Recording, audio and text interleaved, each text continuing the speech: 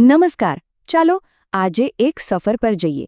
એક એવી સફર જે આપણને ગુજરાતી સાહિત્યના મૂળ સુધી લઈ જશે.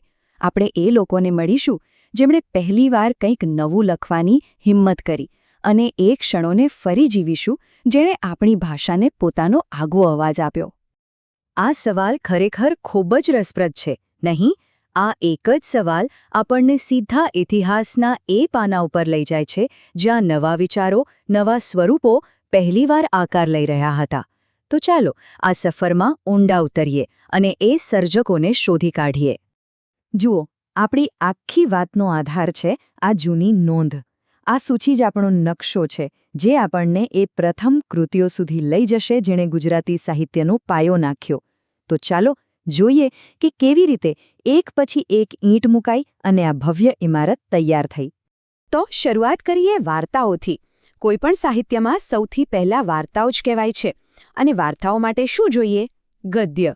તો ચાલો સીધા જ એ સમયમાં જઈએ જ્યારે ગુજરાતી ભાષાને નવલકથા અને આત્મકથા જેવા નવા સ્વરૂપો મળ્યા. અહીં જુઓ, આ પહેલી કૃતિઓમાં કેટલી વિવિધતા છે.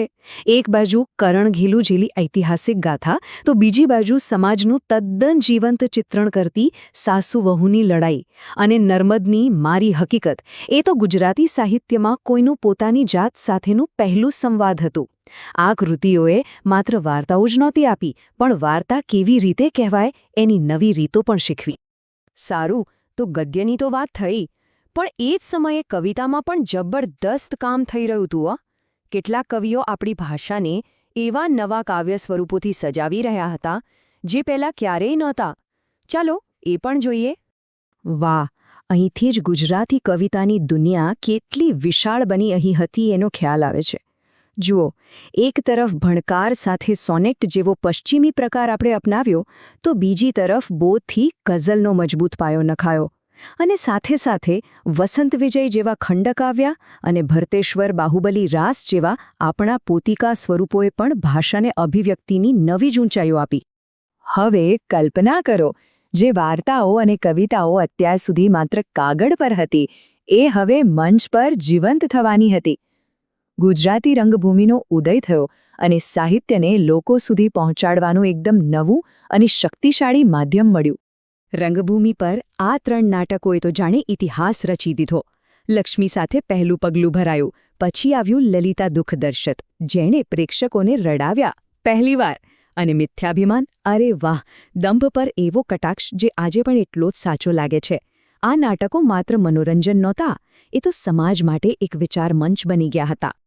અત્યાર સુધી આપણી કૃતિઓની વાત કરી, પણ અમુક સર્જકો એવા હોય છે ને જેઓ માત્ર એકાદ કૃતિ નથી લખતા, પણ આખી પરંપરા ઊભી કરી દે છે. એ આખા સાહિત્યના આધારસ્તંભ બની જાય છે. ચાલો હવે આવા જ કેટલાક દિગ્ગજોને યાદ કરીએ. આખ્યાન, મધ્યકાલીન ગુજરાતી સાહિત્યનું સૌથી લોકપ્રિય સ્વરૂપ. ઘરે ઘરે ગવાતું. પણ સવાલ એ છે કે આ સ્વરૂપના પિતા કોણ ગણાય? કોણે એને ઘડ્યું? એ નામ છે ભાલણ. એમણે જ આખ્યાનને એક પાકું, વ્યવસ્થિત અને કલાત્મક સ્વરૂપ આપ્યું. એવો તો મજબૂત પાયો નાખ્યો કે એના પર પછી તો અનેક કવિઓએ કમાલ કરી બતાવી. અને ભાલણે જે પાયો નાખ્યો હતો ને, એ વારસાને આદર કોણ લઈ ગયું? તો એ હતા પ્રેમાનંદ. એમણે તો આખ્યાનને એની ટોચ પર પહોંચાડી દીધું. એટલે જ તો એમને આખ્યાન શિરોમણીનું બિરુદ મળ્યું. અને પછી સદીઓ પછી જુઓ, ઝવેરચંદ મેઘાણી, લોકસાહિત્યને ઘરે ઘરે પહોંચાડનાર આપણા રાષ્ટ્રીય શાયર. આ બિરુદો ખાલી શબ્દો નથી, એ એમની સિદ્ધિઓની સાક્ષી છે. ઓકે, તો સાહિત્ય તો રચાઈ રહ્યું હતું, પણ એ લોકો સુધી પહોંચે કેવી રીતે? અને અહીંથી શરૂ થાય છે એકદમ નવી વાત. પ્રિન્ટિંગ, એટલે કે મુદ્રણની ક્રાંતિ. છાપકામ આવવાથી વિચારોને હજારો લાખો લોકો સુધી પહોંચાડવાની એક અદ્ભુત શક્તિ મળી. અને આ નવી શક્તિનો પ્રભાવ જુઓ. દાંડીઓ જેવા સામાયિકે સમાજને ઢંઢોળવાનું કામ કર્યું.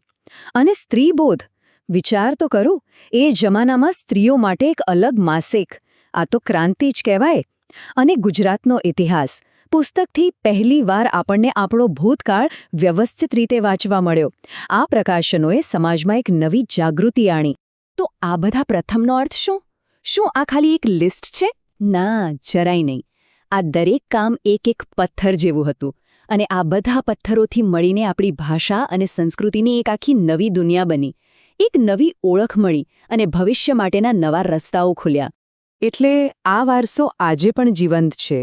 સાહિત્ય ક્યાં ક્યારે અટકે છે એ લોકોએ તો પોતાનો રસ્તો બનાવ્યો. હવે સવાલ એ છે કે આજના આ ડિજિટલ સમયમાં આટલા બધા નવા માધ્યમો સાથે આપણે એવા કયા નવા પ્રથમ સર્જી રહ્યા છે, એવું શું નવું કરી રહ્યા છીએ જેને આવનારી પેઢીઓ યાદ રાખશે? આ સવાલ પર વિચારવા જેવું છે, ખરું ને?